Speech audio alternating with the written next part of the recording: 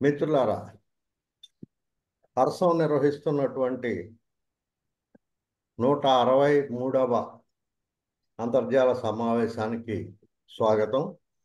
అభ్యుదయ సాహిత్య విమర్శ శీర్షికలో ఇది 54వ ప్రసంగం.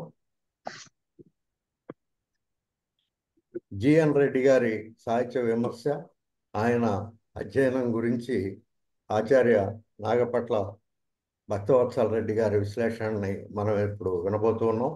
భక్తవత్సల రెడ్డి గారు గతంలో కూడా మన హర్షం సమావేశంలో జానపద కళారూపాలు పరిరక్షణలో మిక్కిలినేని అనే అంశం పైన మంచి ప్రసంగాన్ని మనకి అందించున్నారు.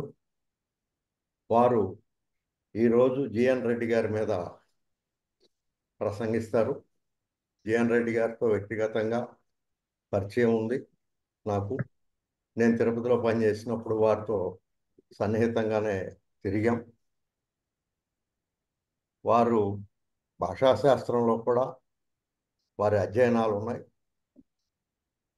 అతిపెద్ద తెలుగు ఇంగ్లీషు నిఘంటువు తీసుకురావడం కోసమని విశాలాంధ్ర చేసినటువంటి ప్రయత్నంలో భాగంగా నేను వారితో కొంతకాలం పాటు పనిచేశాను.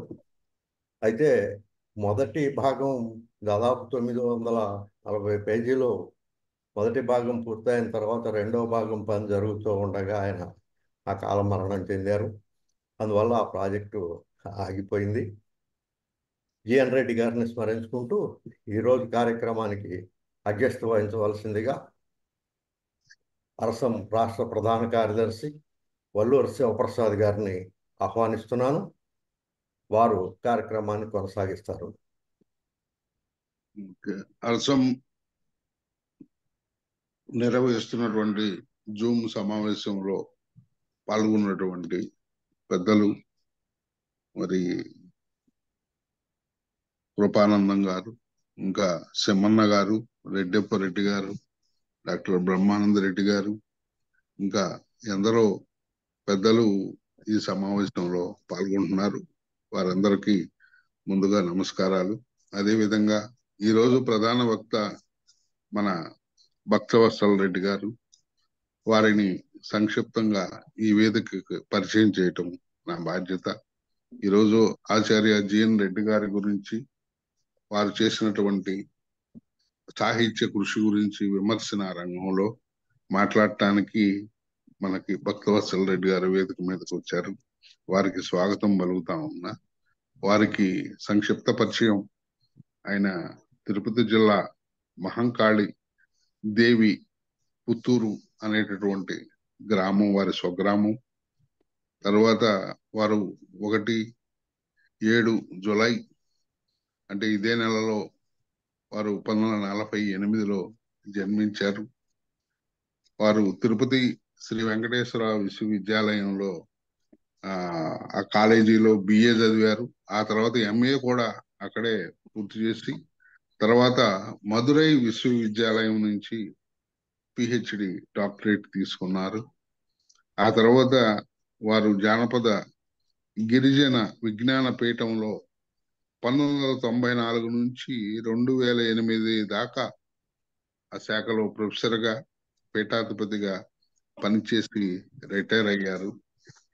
అంతకుముందు వారు కేరళ విశ్వవిద్యాలయం భాషా శాస్త్ర శాఖలో 1978లో లెక్చరర్గా చేరి రీడర్గా పదోన్నతి పొంది 1994 డిసెంబర్ దాకా వారు అక్కడ పనిచేసి ఆ తర్వాత వారు పొట్టి శ్రీరాములు తెలుగు విశ్వవిద్యాలయానికి రావడం జరిగింది. ఇన్స్టిట్యూట్ ఫర్ ఇండియన్ ఫోక్లోర్ సంస్థ తిరువనంతపురం డైరెక్టర్గా కూడా వారు ఉన్నారు కొంతకాలం. తర్వాత వారి ప్రధాన పరిశోధన రంగాలు గ్రామీణ విజ్ఞానం, తెలుగునాట జానపద కళారూపాలు. 25 సంవత్సరాలు జనరల్ సెక్రటరీగా పరిశోధకులకు శిక్షణా శిబిరాలు నిర్వహించారు. అనేక విశ్వవిద్యాలయాలకి ఆయన విజిటింగ్ ప్రొఫెసర్గా కూడా ఉన్నారు. తర్వాత వారి కృషికి గుర్తింపుగా వారికి ఆంధ్రప్రదేశ్ బెస్ట్ టీచర్ అవార్డు వచ్చింది. తర్వాత యూజీసీ వారి కెరీర్ అవార్డు కూడా వారు అందుకున్నారు. ఆ తర్వాత ఆంధ్రప్రదేశ్ ప్రభుత్వం కూడా వారికి ఆ ఉగాది పురస్కారం అందించింది. తర్వాత ఆటావారి పురస్కారం కూడా అందుకున్నటువంటి బహుమగా ప్రజ్ఞాశాలి భక్తవత్సల రెడ్డి గారు. ఇది సంక్షిప్తంగా వారి పరిచయం.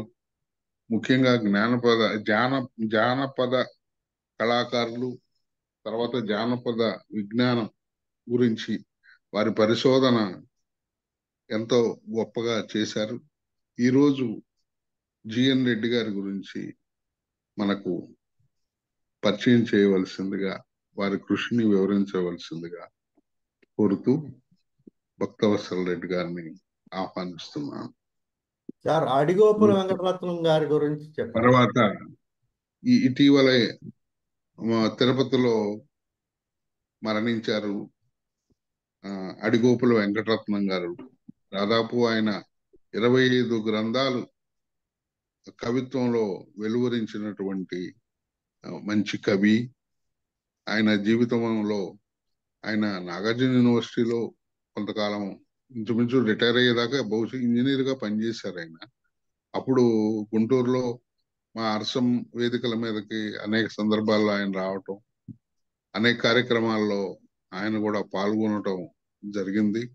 ఎంతో సహృదయులు. ఎప్పుడు సాహిత్యాన్ని గురించి, విశేషంగా కవిత్వంలో ఆయన చేసినటువంటి కృషి కొనియాడదగింది. వారి మరణానికి అభ్యుదయ రచయితల సంఘం సంతాపాన్ని ఈ సందర్భంగా ప్రకటిస్తున్నది. ఆ తర్వాత భక్తవత్సల రెడ్డి గారిని మాట్లాడవలసిందిగా కోరుతున్నాను.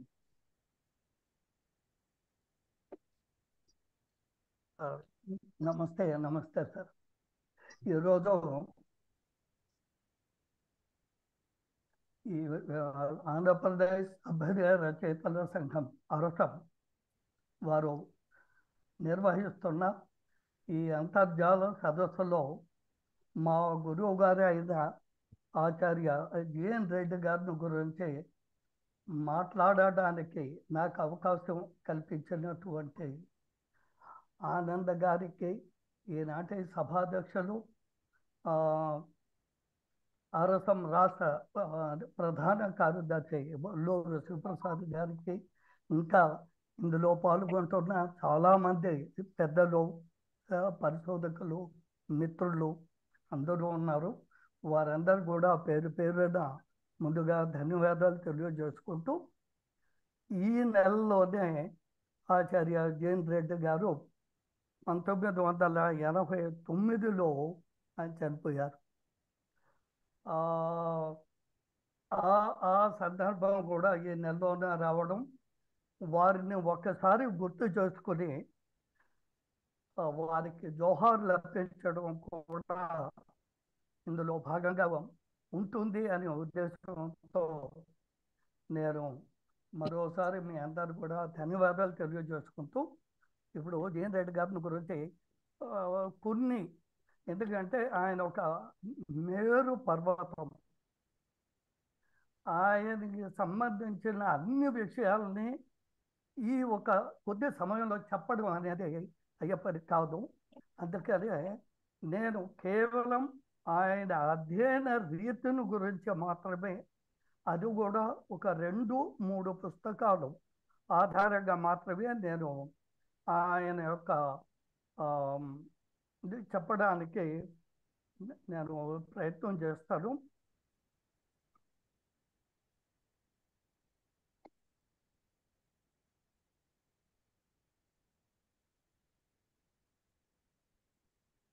నేను కొద్దిగా చిన్న పవర్ పాయింట్ ప్రజెంటేషన్ తయారు చేసుకుంటాను.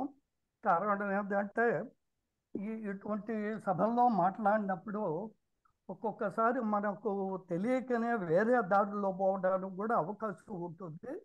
అలా కాకుండా కేవలం ఆయనకి సంబంధించిన విషయాలు మాత్రమే మాట్లాడుకోవడానికి వీలుగా నేను ఒక చిన్న పవర్ పాయింట్ ప్రజెంటేషన్ తీసుకొని వచ్చాను. అసలు ఆచార్య జిఎన్ రెడ్డి గారి గురించి లేదా జిఎన్ రెడ్డి గారితో కొద్దిపాటి పరిచయం అయినా సరే ఉన్న వాళ్ళకు కూడా ఆయన గురించి చెప్పడానికి, ఆయనతో తమకున్నటువంటి అనుభవాలను పంచుకోవడానికి అందరికీ అవకాశం ఉంటుంది అన్న విషయంలో మనకి ఎలాంటి సందేహం అక్కర్లేదు. కారణం ఆయన అందరి మనిషి కనుక.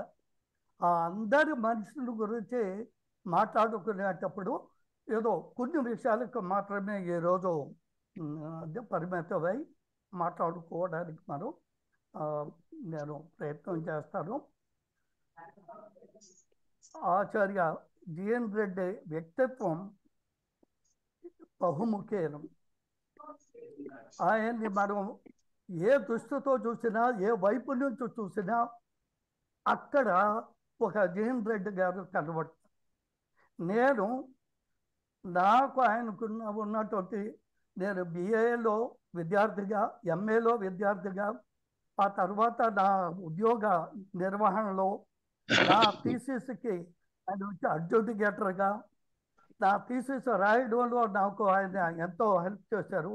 ఆ విధంగా తర్వాత నేను కేరళ విశ్వవిద్యాలయంలో లెక్చరర్ కావడానికి అసలు కారకులు ఆయన.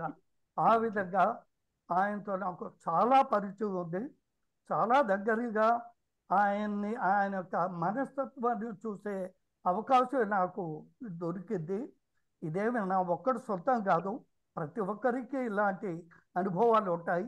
కానీ నా అనుభవాలను దృష్టిలో పెట్టుకొని నేను చూసిన ఆచార్య జిఎన్ రెడ్డి గారు మానవత్వానికి మరో రూపం. బోధనలో విద్యార్థి మిత్రుడు. ఎందుకంటే వీటిని గురించి నేను వివరించాల్సిన అవసరం లేదు. కొంతమంది తమకు ఏమి తెలుసో చెప్పడానికి ప్రయత్నం చేస్తే ఆచార్య జిఎన్ రెడ్డి గారు విద్యార్థులకి ఏమి కావాలో దాన్ని ఏ విధంగా చెప్తే వాళ్ళ మనసులో హత్తుకుంటుందో ఆ విధంగా చెప్పడానికే ఆయన ఎప్పుడు కూడా ప్రయత్నం చేశారు. ఎందుకంటే ఆ ఎంఏ క్లాసులో మేము కూర్చుని ఆయన పాఠం వింటున్నప్పుడు ఆయన యొక్క విరాట్ స్వరూపాన్ని మేము అంత సాదా సీదాగా కనబడే వ్యక్తి బోధన దగ్గరకు వచ్చేటప్పటికి విద్యార్థులకి అవసరమైన రీతిలో ఎంత ఇదిగా చెప్తారో.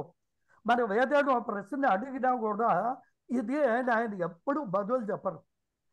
మనమే దాని బదులు చెప్పేటట్టుగా ఆయన మరికొన్ని ఉదాహరణలు ఇచ్చి మమ్మల్ని మనం వేసిన ప్రశ్నకి ఏమి బదులు ఉంటుందో మనమే చెప్పేటట్టుగా చేయగలిగిన నైపుణ్యం ఆయన సొంతం. ఆయన రచ్చగలిచిన తెలుగు పరిశోధకుడు. చాలామంది మన తెలుగునాట పేరు పొందిన ప్రొఫెసర్స్ ఉన్నారు. కానీ ఆచార్య జిఎన్ రెడ్డి గారు కేవలం తెలుగునాటే కాదు, బయట రాష్ట్రాల్లో కూడా ఆయనకి చాలా మంచి పేరు ఉంది. అక్కడ జరిగేటటువంటి సదస్సుల్లో ఆయన పాల్గొన్నారు. అవే ఒక పుస్తక రూపంలో కూడా వచ్చాయి. కాబట్టి ఆ విధంగా చూసినప్పుడు ఆయన రచ్చగెలిచిన ఒక తెలుగు పరిశోధకుడు. ద్వితీయ భాషగా ఆయన అమెరికాలో అమెరికన్ స్టూడెంట్స్ కోసం కొన్ని గ్రేడెడ్ లెసన్స్ తయారు చేసి ఆయన 2 సంవత్సరాల పాటు అక్కడ తెలుగుని ద్వితీయ భాషగా బోధించారు. ఆయనకి వ్యవహారిక భాష మీద చాలా అభిమానం ఉంది. అది చాలా సందర్భాల్లో మనకు ఆ విషయం ఆయన చెప్పడమే కాదు, ఆయన రచనలో కూడా మనకు దాని గురించి చూడడానికి అవకాశం ఉంది. సాంస్కృతిక పునరుజ్జీవన కాలంలో తెలుగు మీద ఆంగ్ల ప్రభావాన్ని మదింపు చేసిన, మూల్యాంకనం చేసిన పరిశోధకుడు. ఈయనతో పాటు అప్పుడు కొత్తపల్లి వీరభద్రరావు గారు కూడా చేశారు. కానీ ఇద్దరిది 2 ప్రత్యేకమైనటువంటి దారులు. అది ఆ తర్వాత వచ్చేది, ఇది ముందు. ఇక ఆయన వచ్చి తెలుగులో అర్థ పరిణామాన్ని ఆరా తీసిన ఏకైక పరిశోధకుడు. అంత ముందర లేరు, ఆ తర్వాత లేరు. అంటే అర్ధ పరిణామాన్ని గురించి కొద్దో గొప్ప చెప్పిన వాళ్ళు ఉండొచ్చు, కానీ ఈయనలాగా ఒక అధ్యయన విషయంగా తీసుకుని దాన్ని ఆమూలాగ్రంగా చర్చించిన పరిశోధకులు అయితే మన తెలుగు నాట లేరు. ఆయన రాసే నాటికి కూడా బహుశా భారతీయ భాషలో ఒక హిందీలో మాత్రమే ఒక ఆయన ఈయనకెళ్ళ ముందుగా పిహెచ్డి చేసి ఆయన చెప్పుకున్నారు. చెప్పిన రాసిన లోతైన అధ్యయనం, ఆయన బహుముఖ అధ్యయనానికి పెద్ద పీట వేసినటువంటి ప్రొఫెసర్. ఇక సముద్రం అంత వస్తు వైవిధ్యాన్ని కుదిర్చి రాయడంలో దిట్ట. నామ విజ్ఞానంలో ఆసక్తి ఎక్కువ. నామ విజ్ఞానంలో ప్రజల జానపద విజ్ఞానం తప్పక చేర్చాలన్నటువంటి పరిశోధకులు ఆయన. జానపద విజ్ఞానం మీద ప్రత్యేకించి పాశ్చాత్య దేశాల్లో జరుగుతున్న పరిశోధన మీద లోతైన అవగాహన కలిగిన వ్యక్తి ఆచార్య జేఎన్ రెడ్డి గారు. ఆయన ప్రత్యేకంగా ఫోక్లోర్ మీద ఎలాంటి అధ్యయనం చేయకపోయినా ఆయనకి అవగాహన ఉంది అనే విషయం ఆయన ఈ ఓనోమాస్టిక్స్ మీద ఆయన సమర్పించిన ఆ 2-3 పత్రాలను చూసినప్పుడు మనకు చాలా స్పష్టంగా అర్థమవుతుంది. ఆ విషయాల తర్వాత మనం చూద్దాం. 2, తెలుగు నిఘంటువుల నిర్మాత, తెలుగు అమరకోశకారుడు, పర్యావరణ నిఘంటు. అదేవిధంగా వృత్తి పదుకోశ శిల్పుల్లో జేఎన్ రెడ్డి గారు కూడా ఒకరు. ఆయన పొడుపు కథలను కూడా సేకరించారు. సిపి బ్రౌన్ ఆరాధకుడు. మేము ఎంఏ చదివే రోజుల్లో విద్యార్థులకి ఆంధ్రదేశంలో ఉన్నటువంటి సాహితీ దిగ్గజాలను తీసుకుని వచ్చి వాళ్ళ ద్వారా స్పెషల్ లెక్చర్ ప్రోగ్రామ్ ఇప్పించినటువంటి వారు ఆచార్య జేఎన్ రెడ్డి గారు. విద్యార్థుల ఉపాధ్యాయుల విహార విజ్ఞాన యాత్రల్ని ప్రతి సంవత్సరం తప్పకుండా నిర్వహించిన వారు. పరీక్షల సమయంలో విద్యార్థులు చదువుకోవడానికి వీలుగా మా తరగతి గదుల్ని మాకు ఇవ్వడమే కాకుండా స్టాఫ్ రూములను కూడా ఇప్పించినటువంటి విద్యార్థి మిత్రుడు ఆయన. 3 తరాల సహ అధ్యాపకుల మధ్య ఆయన శేఖాధిపతి. అంటే వయసులో ఆయన కన్నా పెద్దవాళ్ళు, సమవయస్కులు, ఆయన కన్నా చిన్నవారు, ఈ ముగ్గురు కూడా డిపార్ట్మెంట్లో ఉన్నప్పుడు వీళ్ళందరి మధ్య ఆయన శాఖాధిపతిగా ఉండడం అనేది ఎలాంటి పరిస్థితులు కలిగిస్తుందో అందరికీ అనుభవమే. ఆ అనుభవాల నుంచి ఆయన రాటు తేలారు కూడా. తెలుగు సాహిత్యాన్ని, ఇది ప్రత్యేకంగా చెప్పాల్సిన ఒక విషయం, ఆయన ఆ 2 పుస్తకాలు చదివినప్పుడు తెలుగు సాహిత్యాన్ని భారతీయ ఆలంకారిక చట్రంలో కాకుండా సమన్వయ దృష్టితో చూడడానికి తెలుగు శాఖని తెలుగు అధ్యయన శాఖగా మార్చి దాని అభివృద్ధికి దారి ఏర్పించిన స్రష్ట. అందుకనే మిగతా విశ్వవిద్యాలయాల్లో ఉన్న తెలుగు శాఖకి, శ్రీ వెంకటేశ్వర విశ్వవిద్యాలయంలో ఉన్న తెలుగు శాఖకి ఆ తేడా మనం చాలా స్పష్టంగా ఆ రోజుల్లో చూడగలిగే వాళ్ళం.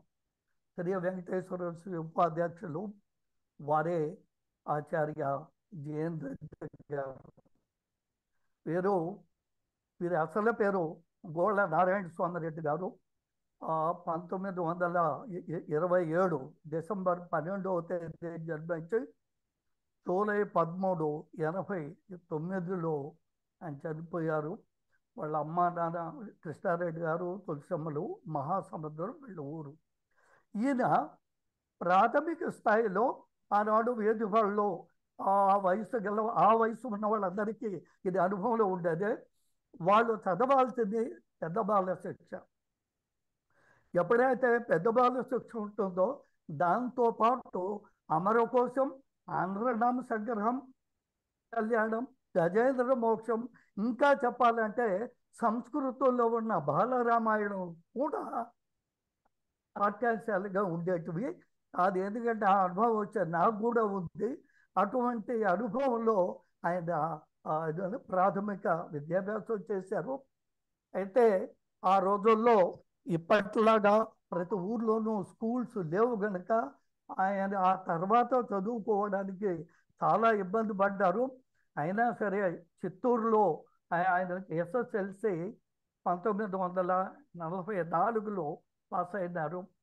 తర్వాత ఇంటర్మీడియట్లో, ఎందుకంటే పెద్ద బాల శిక్ష చదివిన వాళ్ళకి ముప్పాతికల దగ్గర నుంచి ఈ ఎక్కాల దగ్గర నుంచి గణితాన్ని పద్యాల్లో చదివేటటువంటి అనుభవం వాళ్ళకు ఉంది కనుక సాధారణంగా మ్యాథ్స్ మీద వాళ్ళకి అభిమానం ఉంటుంది.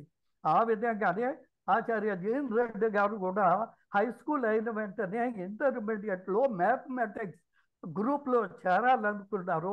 కానీ ఆయన సీట్ రాలేదు. ఆయనకి సీట్ రాకపోవడానికి రకరకాల కారణాలు. ఈయన అప్లై చేసి ఇంట్లో కూర్చున్నారు, రాలేదు. సరే ఎలాగైతేనేమి మళ్ళీ ఎట్టయినా సీటు సంపాదించాలని పచ్చాపస్ కాలేజీకి ఆయన వెళ్ళినప్పుడు అక్కడ ఉన్న ప్రిన్సిపాల్ ఈయనకి ఉన్నటువంటి ఇంట్రెస్ట్ని చూసి, అయ్యా మేము గ్రూప్ డి పెడుతున్నాం ఈ సంవత్సరం, గ్రూప్ డిలో తెలుగు ఉంటుంది, నువ్వు కానీ తెలుగులో చేరేపడితే సీట్ ఇస్తామని. అప్పుడు ఈయనేం చేశారంటే, ఒక సంవత్సరమే కదా మనం చేరదాం, రేపు సంవత్సరం మనం వచ్చి లెక్కలో పోదాం అనే ఉద్దేశంతో ఆయన చేరడం, అందులో ఫస్ట్ క్లాసులో ఆయన పాస్ అవ్వడం మరి జరిగింది. తర్వాత ఎప్పుడైతే ఫస్ట్ క్లాసులో ఈయన పాస్ అయ్యారో, ఈయన పాస్ అయిన సంవత్సరమే ఆ కాలేజీలో BOL కూడా పెట్టారు, BOL ఆనర్స్ పెట్టారు. ఈయన 10-15 మంది చేరినా కూడా చివరికి మిగిలింది ఈయన ఒక్కరే అంట BOLలో. ఆ BOLలో తెలుగులో ఈయన ఫస్ట్ ర్యాంక్, గోల్డ్ మెడలిస్ట్. అంటే ఒక రకంగా తెలుగు చదవాలి అని అనుకోని వ్యక్తికి ఆ ర్యాంక్స్ కూడా వచ్చేటప్పటికి ఇక తెలుగులోనే ఆయన స్థిరపడిపోవడానికి ఇవన్నీ కూడా ఒక రకంగా పునాదులుగా మనం చూడాల్సి ఉంది. ఎందుకంటే ఆయన అవసరం తెలుగు డిపార్ట్మెంట్కు ఉంది, తెలుగు శాఖలు ఆయన యొక్క సర్వీస్ని తీసుకోవాల్సిన అవసరం ఉంది అని భావించడం వలన ఏమో ఆయనకి అటువంటి అవకాశం కల్పించింది అని మనం భావించాల్సిన అవసరం ఉంది. ఆయన 55లో ఆయన MLET తీసుకున్నారు.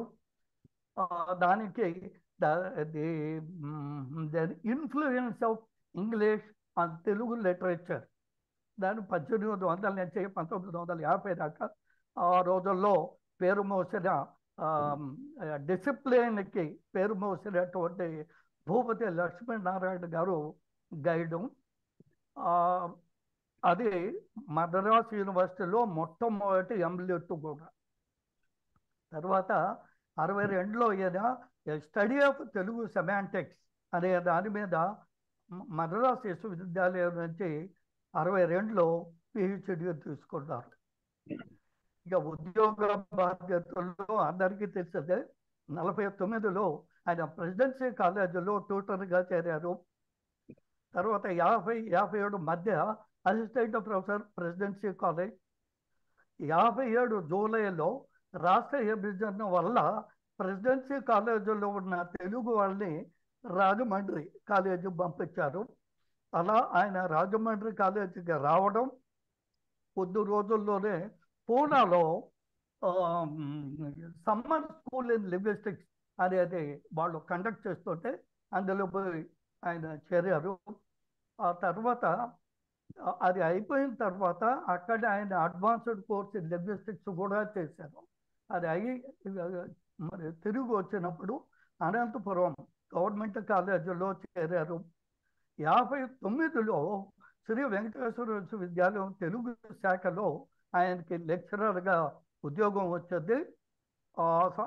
అప్పుడు ఒక రీడర్, 2 లెక్చరర్ పోస్టుల్ని వాళ్ళు అపాయింట్ చేస్తే రీడర్గా భూపతి లక్ష్మీనారాయణ గారు, లెక్చరర్లుగా ఆచార్య జీఎన్ రెడ్డి గారు, ఆచార్య జీరెడ్డి చెన్నారెడ్డి గారు, వీళ్ళిద్దరూ చేరారు.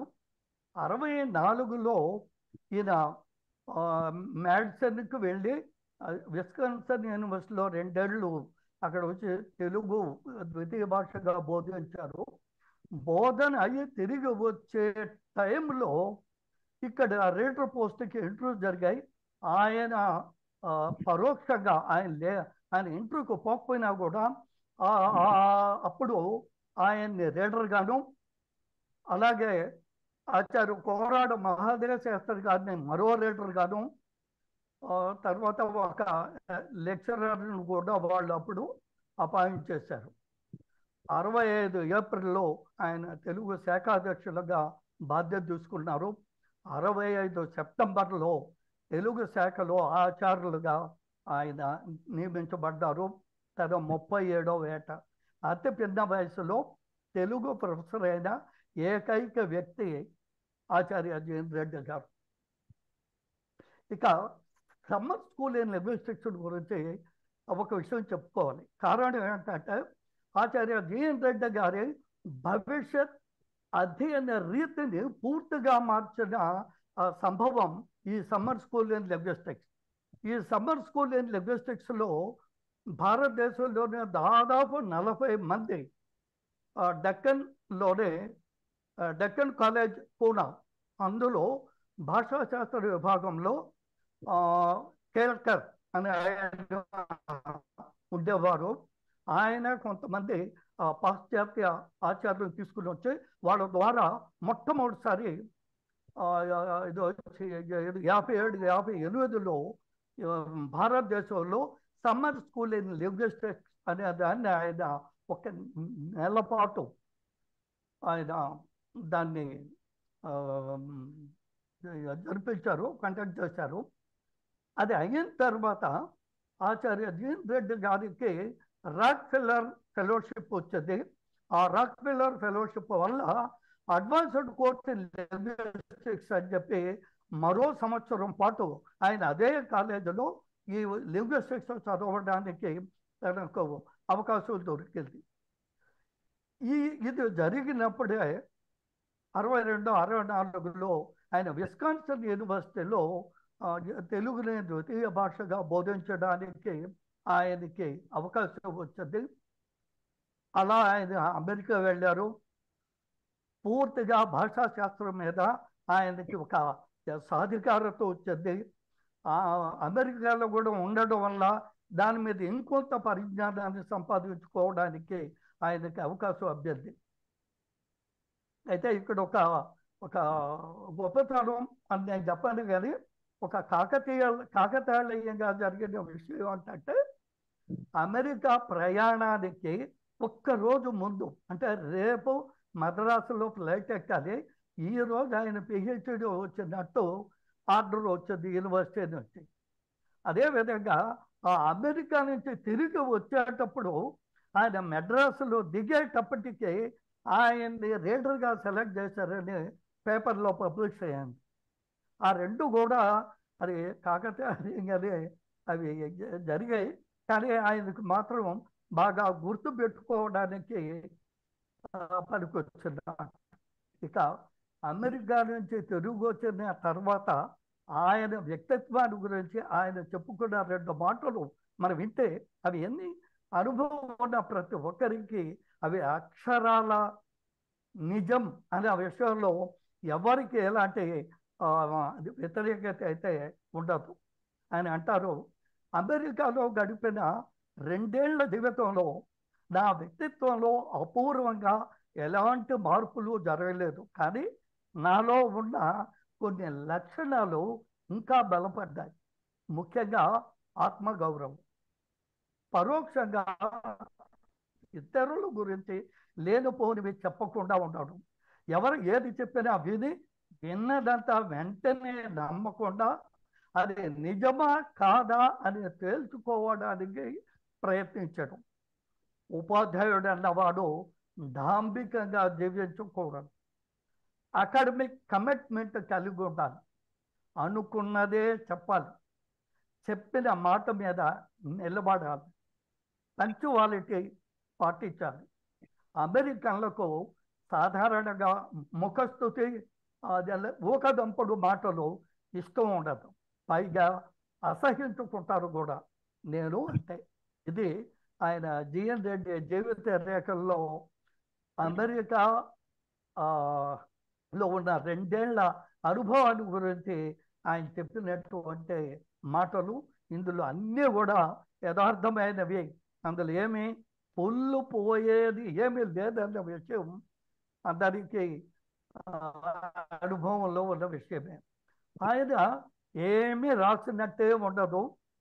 కారణం ఏంటంటే రాసిన పుస్తకాల్లో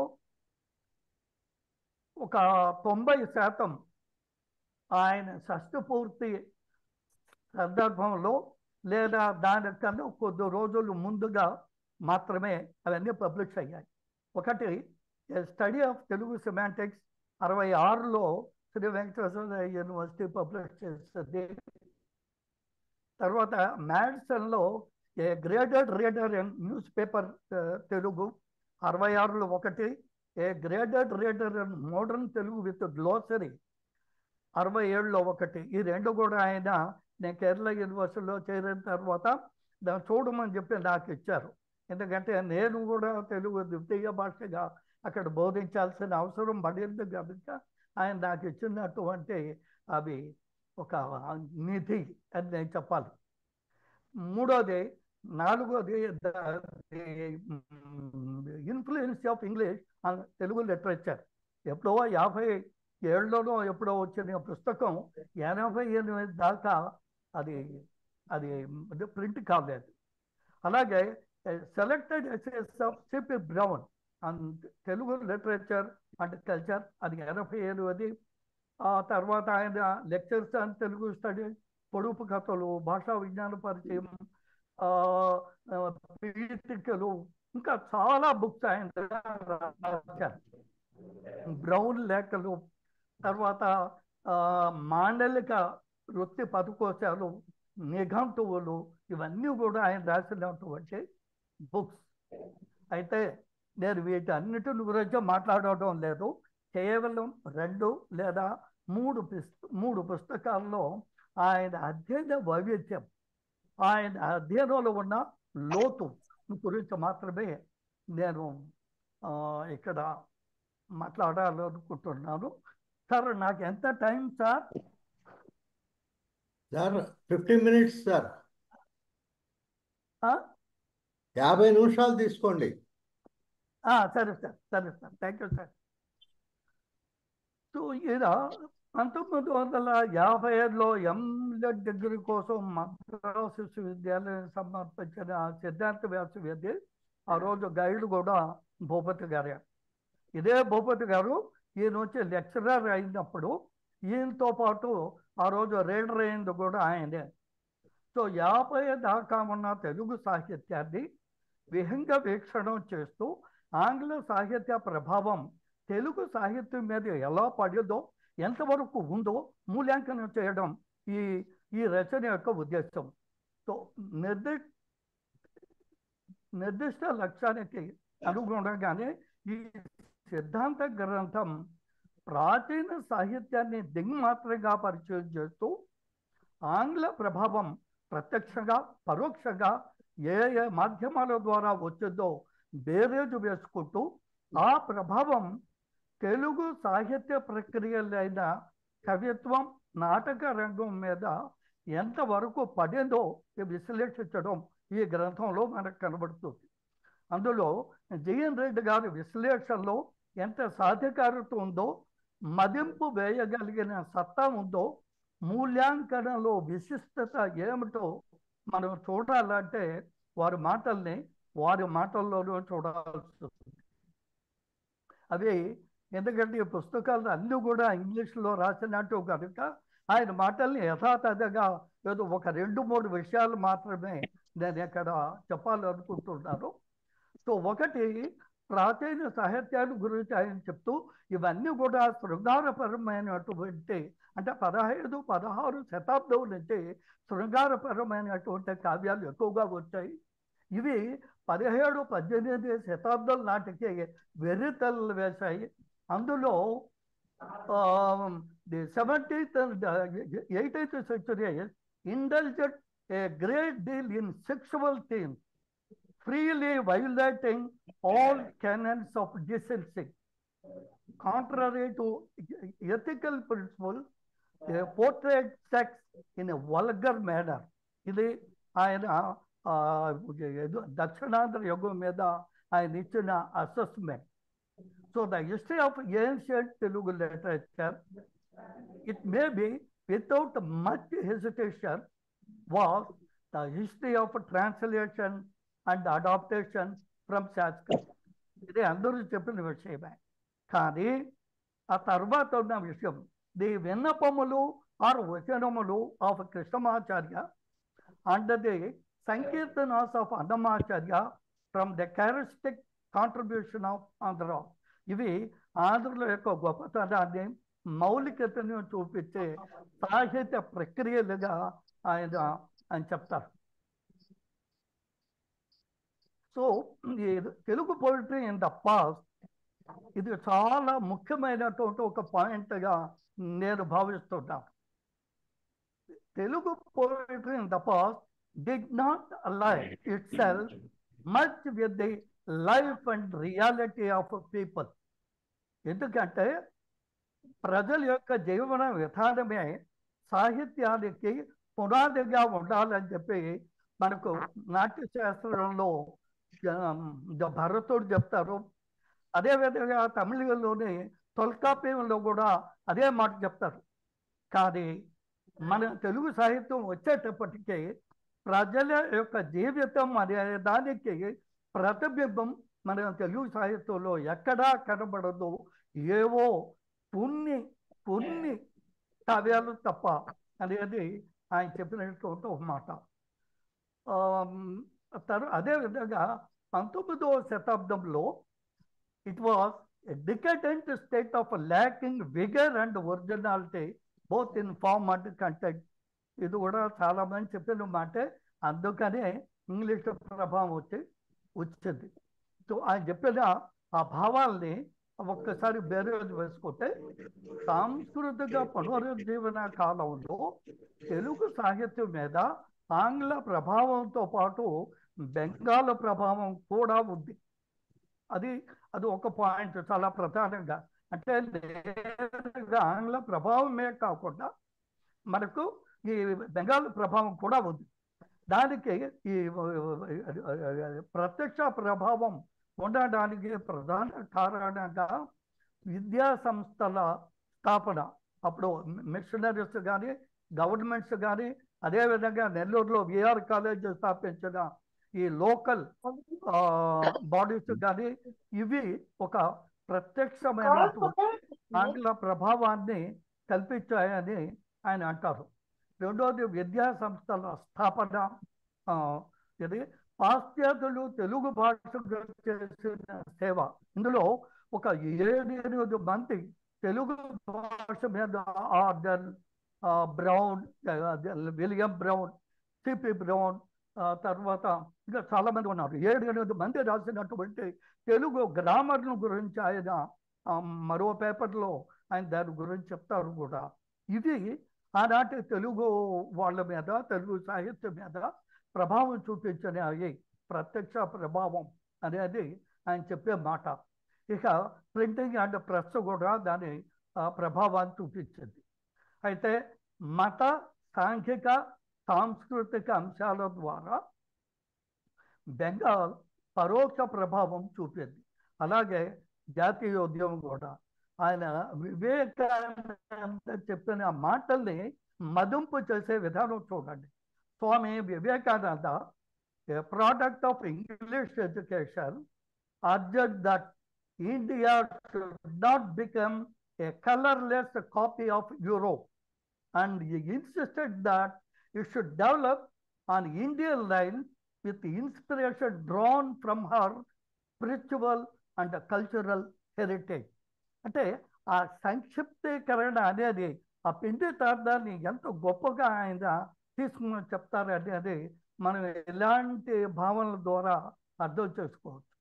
ఆ వివేకానంద చెప్పిన యూరోప్ నుంచి కాదు, భారతదేశం నుంచి పాశ్చాత్యం నేర్చుకోవాలన్నది వారి మాటగా ఆయన చెప్తారు.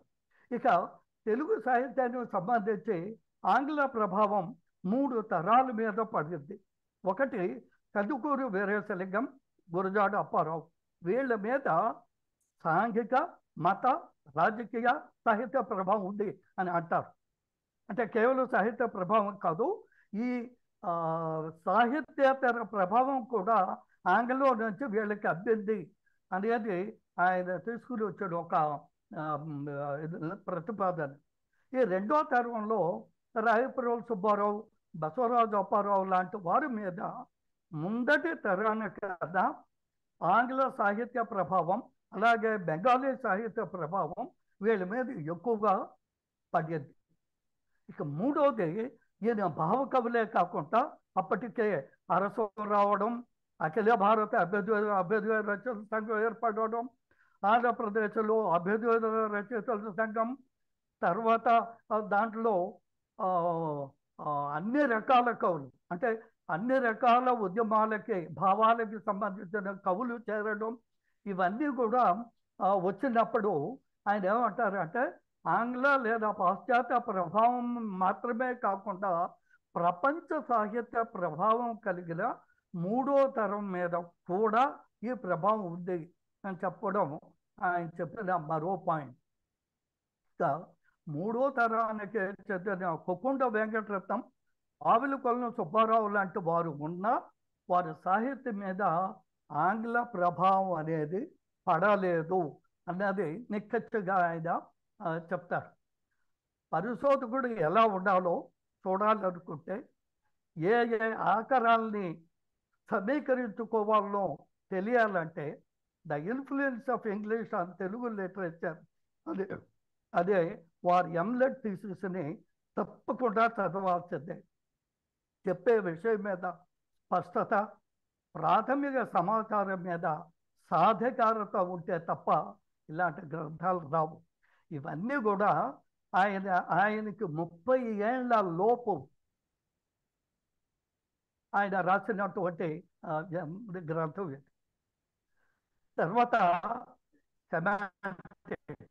ఇది ఆయన రచనలో చాలా గొప్పగా చెప్పాల్సినటువంటి ఒక గ్రంథం. Study of Telugu semantics PhD degree కోసం మద్రాసు విశ్వవిద్యాలయానికి 62లో సమర్పించిన సిద్ధాంత గ్రంథం. దీన్ని 66లో శ్రీ వెంకటేశ్వర విశ్వవిద్యాలయంలో ప్రచురించింది. ఈ గ్రంథం చదివితే ఆచార్య జయన్ రెడ్డి గారికి భారతీయ ఆలంకారిక శాస్త్రాలతో పాటు భారతీయ తత్వశాస్త్రాలతో ఉన్న పరిచయం, అవగాహనతో పాటు పాశ్చాత్య విద్వాంసుల సిద్ధాంతాలతో కూడా అభినవేశం ఉన్న విషయం మనం గుర్తించగలం. అభినవేశం మాత్రమే కాకుండా ప్రాచ్య పాశ్చాత్య సిద్ధాంతాల్ని తారతమ్య పఠనం చేస్తూ అన్వయిస్తూ సాగిన ఈ పరిశోధన అమూల్యమైంది. వారి పరిశోధనలోని లోతుల్ని పరిచయం చేస్తుంది. ఇందులో కొన్ని విషయాలు మాత్రం ఇక్కడ మనం చర్చిస్తాం. సెమాంటిక్స్ అనేది అర్థ పరిణామంగా ఆయనే దాని పేరు పెట్టారు. ఇది భాషాగతమైన అర్థాలని అధ్యయనం చేయడం. మౌఖిక ధ్వనుల వ్యవస్థని ప్రజలు గ్రహించడం భాష అయితే, అప్పుడు ఆ ధ్వనులు తెలియజేసే అర్థాలని గ్రహించకపోతే భాషకు అర్థమే లేదు.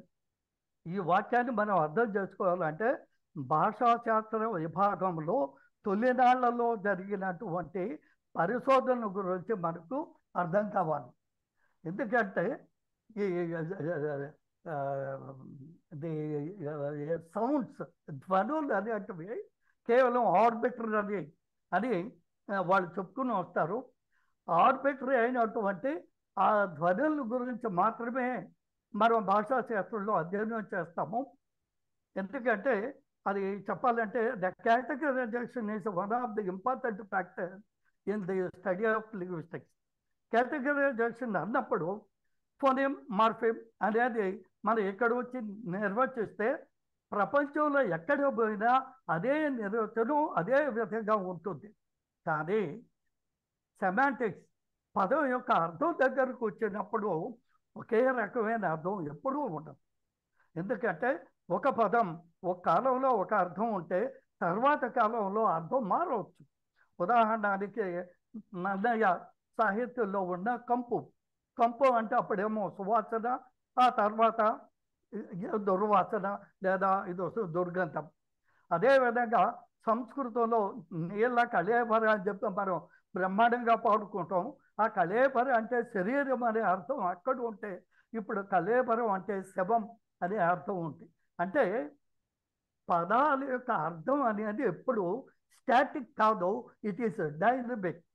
అదే అయితే ఆ డైనమిక్ అయిన అంశాన్ని గుర్తించకపోతే భాషాశాస్త్రం యొక్క అవసరం ఏమిటి అని ఆచార్య జయన్ రెడ్డి గారు ప్రశ్నిస్తారు. అది ఇందులో ఈ పాయింట్. సో మౌఖిక ధ్వనుల వ్యవస్థని ప్రజలు గ్రహించడం భాష అయితే అప్పుడు ఆ ధ్వనులు తెలియజేసే అర్థాలను గ్రహించకపోతే ఆ భాషకి అర్థమే లేదు. సో అది it is how is debating or what to say opposing the views of what call linguist. అర్థం మళ్ళీ ఆయన దాని గురించి చెప్తూ అంటే ఎంత లోతుగా వెళ్ళారో చూడడానికి చేసిన ప్రయత్నం. అర్థం గ్రహించడం మానసిక ప్రవృత్తి, ఇట్ ఈస్ ఏ సైకిక్ ఫెనామిన్. కనుక అర్థాన్ని గురించి మాట్లాడడం సైకాలజీకి ఎందుకు వస్తుంది, ఎందుకు ఇది మానసిక ప్రవృత్తి కనుక. అయినా అర్థం పదాల ఆధారంగా గుర్తిస్తారు. అర్థం అనేది దానికి స్వతసిద్ధమైన అస్తిత్వం లేదు. పదం ఉంటేనే ఆ పదం యొక్క ఆధారంగా అర్థాన్ని గుర్తిస్తాం. కాబట్టి పదాల అర్థాల కలయికయే భాష అవుతుంది. కనుక అర్థ పరిణామం భాషా అధ్యయనంలో విడదీయరాని అంశం అవుతుంది. So you cannot ignore semantics from the linguistics. It is part and parcel of the linguistics అని ఆయన ఒక ఘంటాపథంగా చెప్పడం మనకి సెమాంటిక్స్ ద్వారా ఆయన చెప్పినటువంటి ఒక అంశం. నిజంగా చెప్పాలంటే భాషాశాస్త్రం మీద ఆయనకి సాధికారత అనేది లేకపోతే ఈ విషయాన్ని ఈ విధంగా చర్చించడానికి అవకాశం లేదు.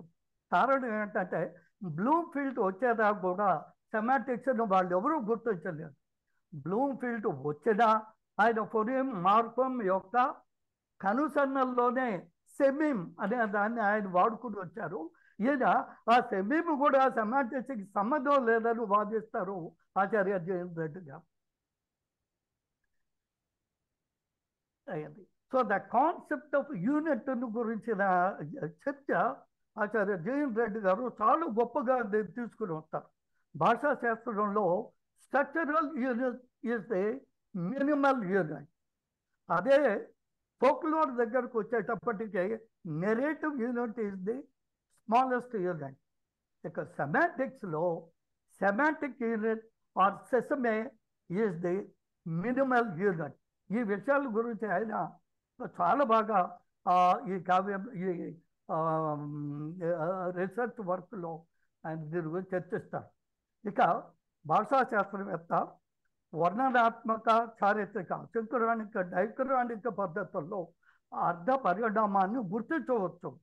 అందుకు రోజెట్స్ థెసారస్, సంస్కృతంలోని అమరకోశం, తెలుగులోని ఆంధ్రనామ సంగ్రహం లాంటివి అవసరం పడతాయి అంటారు. ఇక చారిత్రక పద్ధతులు ఎలా చెయ్యాలో ఆయన తీసుకుని వచ్చారు కొన్నింటికి.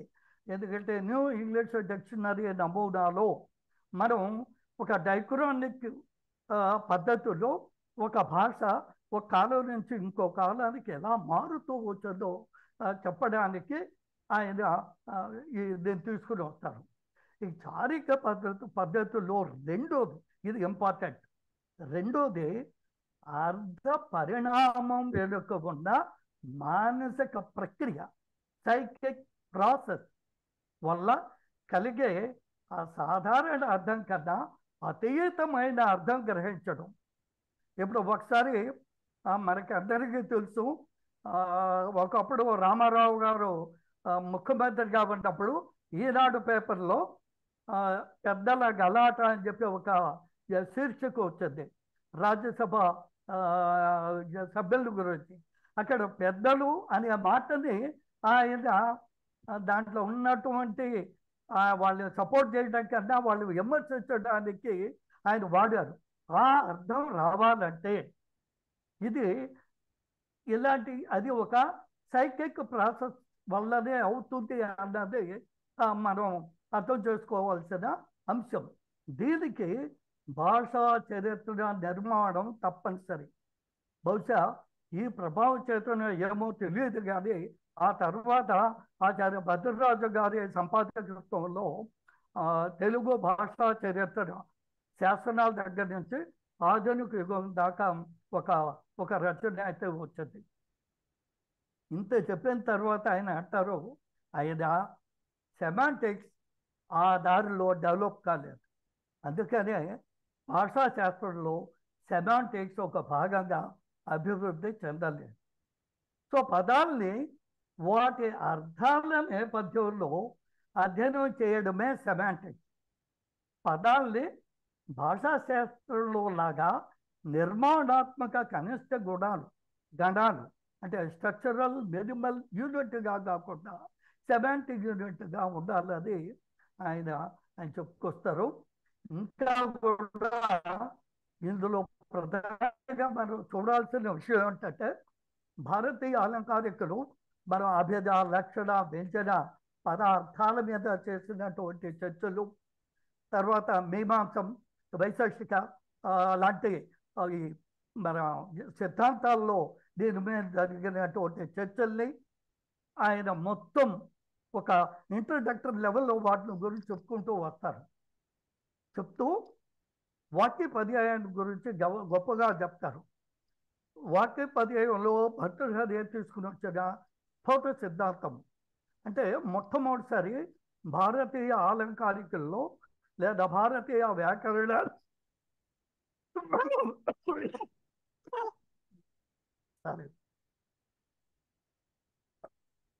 లో పాణిని అయితే స్ట్రక్చరల్ యూనిట్ గురించి చెప్తారు, కానీ ఆయన సెమాంటిక్ యూనిట్ గురించి చెప్పలేదు. కానీ వాక్య పర్యాయంలో మాత్రం a word or sentence is to be considered not as a concatenation made up of different sound units arranged in a particular order, అంటే structural unit, but mainly as a single meaningful symbol. అంటే అర్థవంతమైనటువంటి కణం పరిణామమే semantics అవుతుంది, కానీ అర్థం లేనప్పుడు అది ఒక minimal unit కాదు అని ఈయన వాక్య పర్యాయంలో చెప్తారు.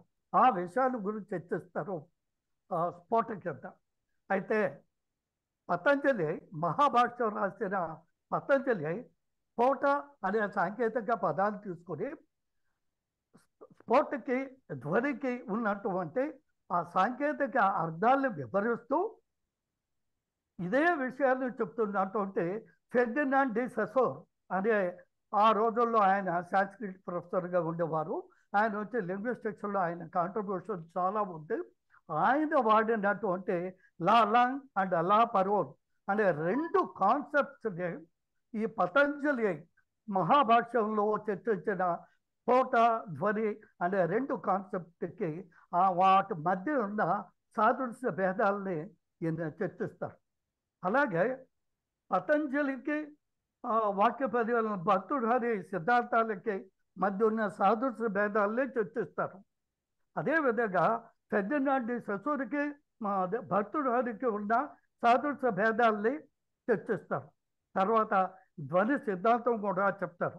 అంటే చెప్పడం ఏంటంటే ఆయన చెప్పాలనుకున్న మినిమల్ మీనింగ్ఫుల్ యూనిట్ అనేది సెమాంటిక్స్ అయితే, ఆ సెమాంటిక్స్ మీద భారతీయ అలంకారికుల చర్చలు ఒక పక్క, పాశ్చాత్య విద్వాంసుల చర్చలు ఒక పక్క, వాటిని గురించి చెప్పుతూ వాటిని కంపేర్ చేసలో ఉన్నటువంటి సాదృశ్య భేదాల్ని ఆయన వివరిస్తూ ఈ ఈ రచనలో అది తీసుకుని పోతారు.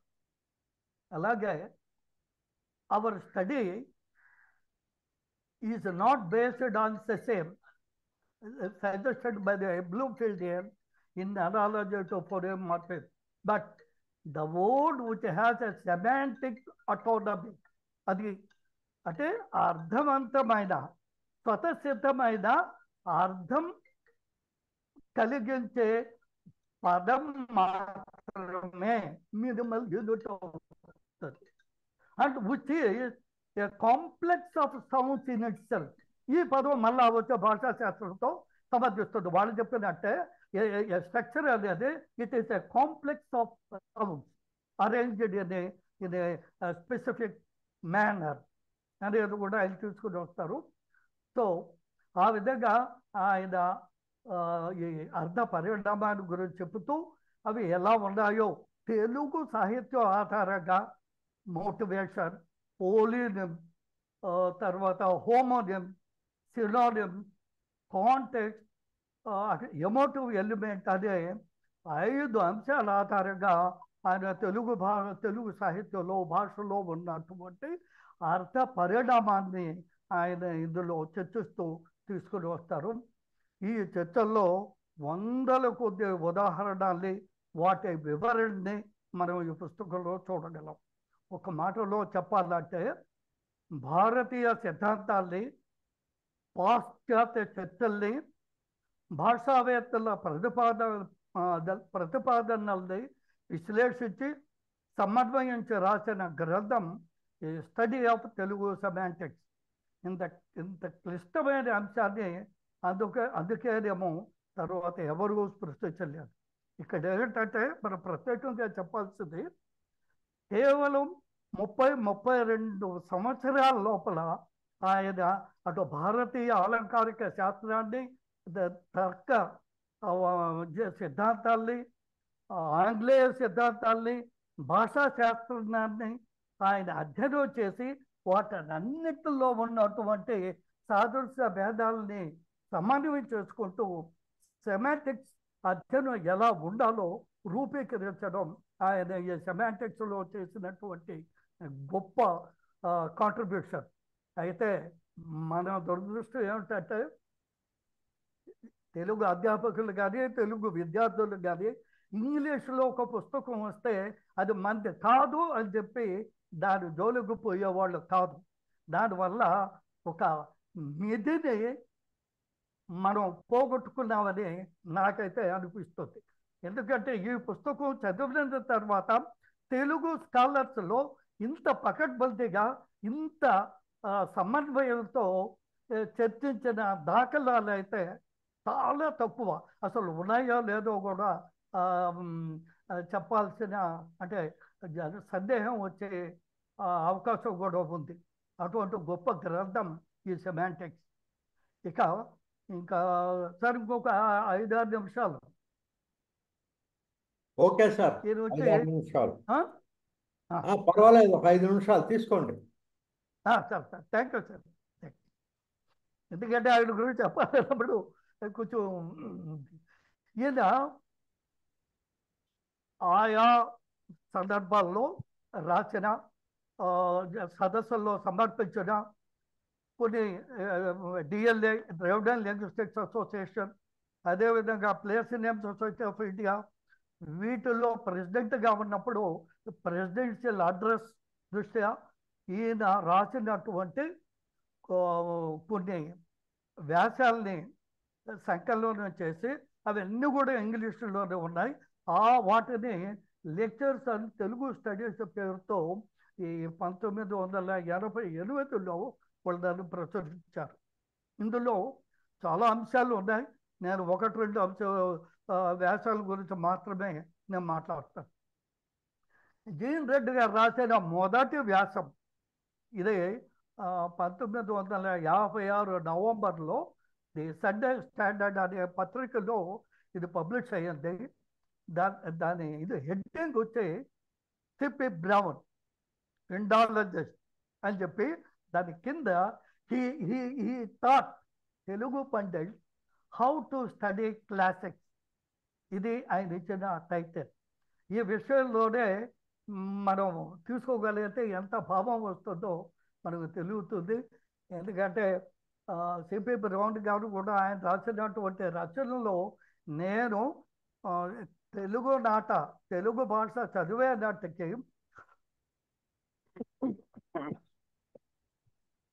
తెలుగు సాహిత్యం చాలా హీన దశలో ఉంది, పట్టించుకునే నాదుడే లేడు.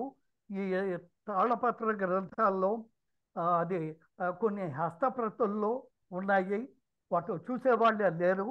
నేను ఒక 10-15 ఏళ్లలో వీటన్నిటిని కూడా ఎత్తి రాసి ప్రూఫ్ రాయించి దాన్ని ప్రచురణకి యోగ్యం కలిగించారు అని ఆయన ఇవన్నీ జరిగిన తర్వాత ఆయన రాసిన పుస్తకంలో ఆయన చెప్పుకొచ్చారు. అది ఆచార్య జీఎన్ రెడ్డి గారికి సిపి బ్రౌన్ మీద ఎనలేని మరి భక్తి అనండి, అభిప్రాయం అనండి, ఆప్యాయత అనండి ఆయనకు ఉంది. అందులో ఇదేమీ లేదు, ఎందుకంటే సిపి బ్రౌన్ దానికి తగ్గవాడు కనుక. ఇక ఆయన రాసిన ఈ రాష్ట్రాల్లో అంటే ఆయన యొక్క అధ్యయనంలో ఉన్న బహుముఖాల గురించి మనం చూడాలంటే ఆయన సాహిత్యానికి మాత్రమే పరిమితం కాలేదు. ఈ ఈ 20 వ్యాసాల్లో 9 మాత్రమే ఉన్నాయి తెలుగు సాహిత్యానికి సంబంధించి. మిగతాన్ని సాహిత్యంలోని ఇతర అంశాలకి సంబంధించింది. సో తొలి తెలుగు పత్రికల్లోని భాషా శైలి ఆయన అంటారు, చెన్నయసూరికి ముందు ఉన్నటువంటి పత్రికల్లో ఒకటి సరళ గ్రాంధికమో లేకపోతే వ్యవహారిక శైలి ఉండేది. చెన్నయసూరు వచ్చిన తర్వాత అది పూర్తిగా గ్రాంధికానికి మారింది అని ఈ వ్యాసంలో ఆయన చెప్తారు. ఆ తర్వాత పాశ్చాత్యులు రాసినటువంటి 7-8 వ్యాకరణాన్ని తీసుకుని వచ్చి వాటిని కంపేర్ చేస్తూ వాటిలో ఉన్న మెరిట్స్ డిమెరిట్స్ గురించి ఆయన చర్చిస్తారు ఇంకొక వ్యాసంలో. తర్వాత తెలుగు శాసనాల్లో ఉన్నటువంటి తెలుగు సాహిత్యాన్ని, తెలుగు భాషల గురించి చర్చిస్తారు. తర్వాత ఈ ద్రావిడ భాషలు పరిచయం అనేది బహుశా ఆయన విద్యార్థుల కోసం మాకు పాఠాలు చెప్పేటప్పుడు రాసుకున్న నోట్స్ కావచ్చు, వాటిని గురించి కూడా ఆయన చెప్పారు. తర్వాత ద్రావిడ భాషల్లో సాంస్కృతిక మూలాలను గురించి కూడా ఆయన ఆరాధించారు. ఇవన్నీ కూడా దాని గురించి చెప్పినవి. ఇక దీంట్లో ప్రధానమైనది నామ విజ్ఞానం, ఓనోమాస్టిక్స్. ఈ ఓనోమాస్టిక్స్ అనే దాని మీద జీఎన్ రెడ్డి గారికి ఏ విధంగా డిక్షనరీస్ని ఆయన తయారు చేశారో దాని మీద ఎంత అభిమానం ఉందో అంతే అభిమానం నామ విజ్ఞానం మీద కూడా ఆచార్య జీఎన్ రెడ్డి గారికి ఉండింది అని చెప్పడంలో ఎలాంటి సందేహం అక్కర్లేదు. కారణం నామ విజ్ఞానం మీద పరిశోధన ఒక ఉద్యమం లాగా మనం కేవలం వెంకటేశ్వర విశ్వవిద్యాలయ తెలుగు శాఖల్లోనే కాకుండా గుంటూరు నాగార్జున విశ్వవిద్యాలయంలో, మద్రాసు విశ్వవిద్యాలయంలో ఇంకా చాలా చోట్ల నామ విజ్ఞానం మీద పరిశోధనలు జరిగాయి.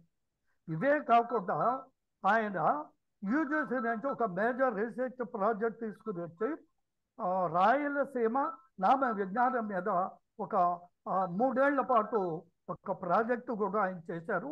దాంట్లో 2-3 రీసెర్చ్ అసిస్టెంట్స్ ఉండే వాళ్ళు అవన్నీ కూడా తీసుకుని వచ్చారు. సో ఈయన ప్లేస్ నేమ్స్ మీద ఈయన అవగాహన ఏమిటంటే, place name whether they belong to civilised communities or tribal areas or not just arbitrary sounds or labels devoid of meaning. ఏదో అర్థం పద్ధం లేకుండా వచ్చే పదాలు, పేర్లు కావు. వా అర్థం పదం లేని పేర్లు కావు అవి. దాని వెనక అర్థం ఉంది. ఆ అర్థం కూడా they are the products of geographic, social, and cultural group, reflecting the various facets of a geographic, social, cultural, linguistic, historical, and ethnological setting. అంటే toponym, therefore, is a valuable not only for its unidisciplinary interest, but also for its interdisciplinary importance. అంటే ఇక్కడ నామ విజ్ఞానం అనే దాన్ని బహుముఖ అధ్యయనం వల్ల మాత్రమే అది పరిపుష్టమవుతుంది అన్న విషయాన్ని ఆయన ఘంటాపదంగా చెప్పడమే కాకుండా ఆయన చేసి చూపించారు దాన్ని. కనుక ఇందులో భౌగోళిక, సామాజిక, సాంస్కృతిక, భాషాగతమైన, చారిత్రక మూలాల చరిత్ర ఉంటుంది. కనుక బహుముఖ అధ్యయనం ద్వారానే ఆ విషయాలను గుర్తించగలం అని మల్టీ డిసిప్లినరీ యొక్క ఆవశ్యకతని ఆయన వివరిస్తారు. అదే టైంలో ఆయన ఫోక్లోర్ల గురించి కూడా చెప్తారు. ఆంధ్రదేశంలో జానపద సాహిత్యం మీద మాత్రమే పరిశోధన జరిగింది. జానపద విజ్ఞానం మీద చాలా తక్కువగా జరిగింది. ఆ సమయంలో ఆచార్య జీన్ రెడ్డి గారి అభిప్రాయం, ఫోక్లోరిస్టిక్స్ is a cover term and a broad field that includes the study of folk literature, folk art and craft, folk beliefs and customs, folk medicine, etc., and folk etymology of them. So we should note that etymology is not the exclusive privilege of scholars. The common folk all over the world also have their imaginative way of deriving meanings of words and names. అంటే నామ విజ్ఞానంలో జానపద విజ్ఞానానికి కూడా ప్రధాన బాధ్యత ఉంది. అది మనం చూడాల్సిన అవసరం ఉంది అని ఆయన ఈ విషయంలో చర్చిస్తారు.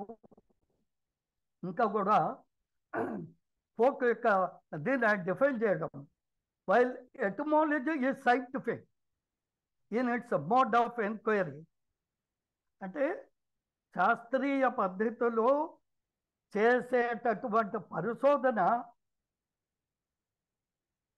ఇది వచ్చి ఎటిమాలజీ నిర్ణయం అయితే, folk etymology is imaginative and ఇంకా చెప్పాలంటే అనుభవంలోంచి వచ్చింది అని అనే విషయాన్ని ఆయన అక్కడ వ్యక్తీకరిస్తారు.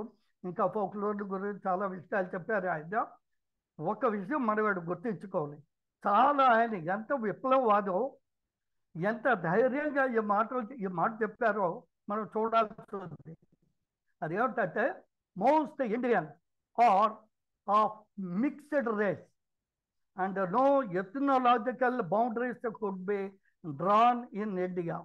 భారతదేశంలో దాదాపు అన్ని జాతులు కూడా కేవలం సంకర జాతులే.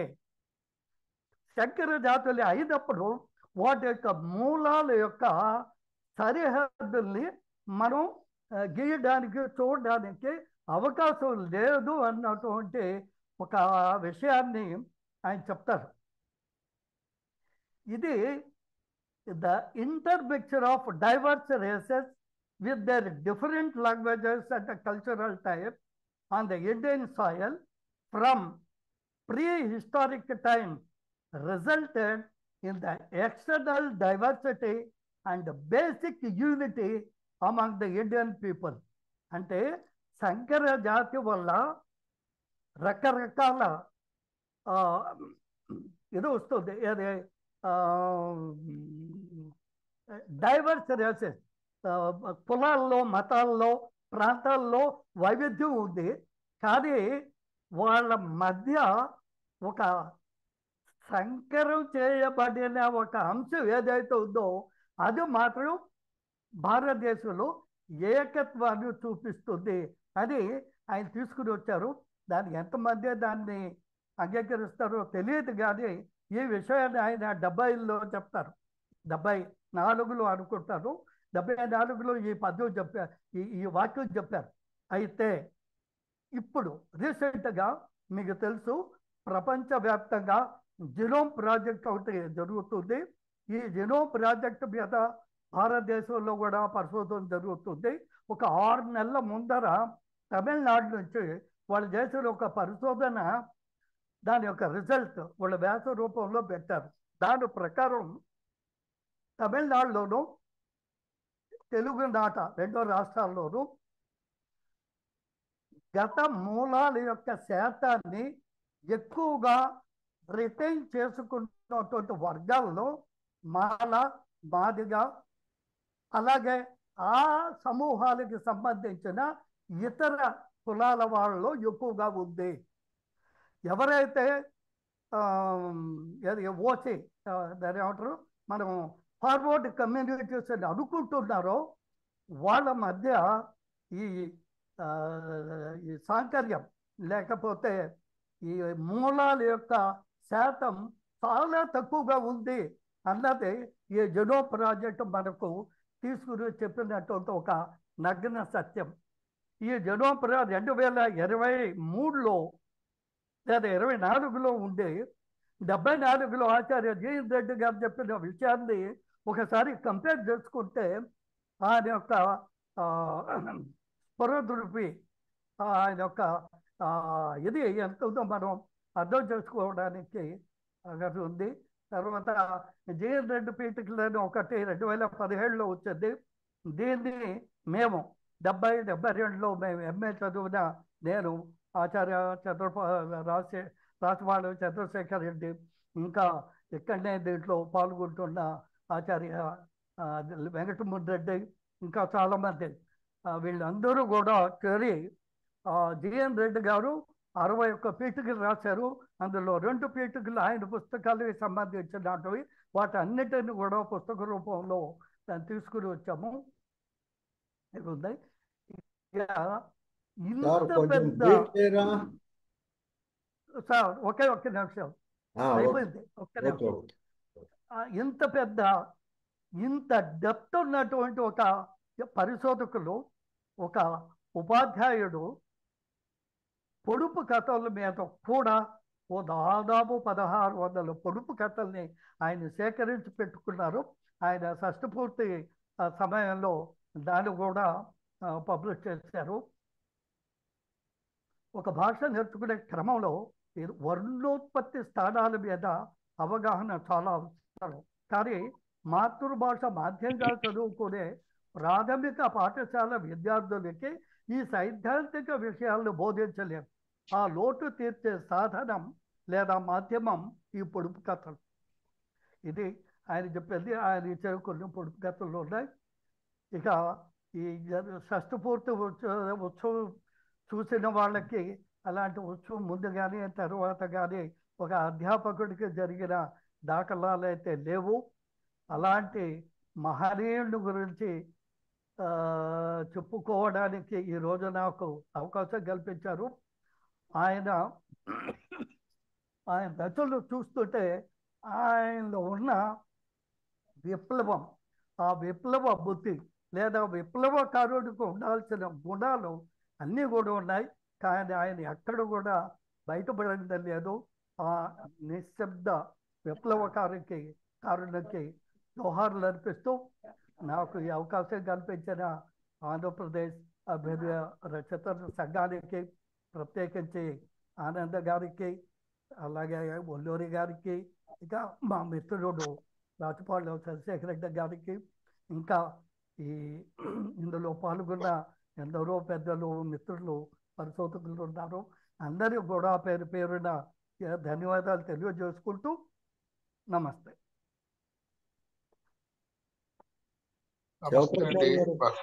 రెడ్డి గారు చాలా చక్కగా మీరు వారి కృషి గురించి చాలా బాగా వివరించారు. చాలా గొప్ప వ్యక్తి జీఎన్ రెడ్డి గారు. ఇటువంటి కృషి గురించి ఆయన అలంకారిక శాస్త్రం, జానపద విజ్ఞానాన్ని గురించి, ధ్వని శాస్త్రాన్ని గురించి చాలా చక్కగా వివరించి ఈ సంక్షిప్త ప్రసంగంలోనే విస్తృతంగా మీరు వారిని పరిచయం చేశారు. అందుకు మీకు అరసం పక్షాన ధన్యవాదాలు తెలియజేస్తున్నా సార్. నమస్తే.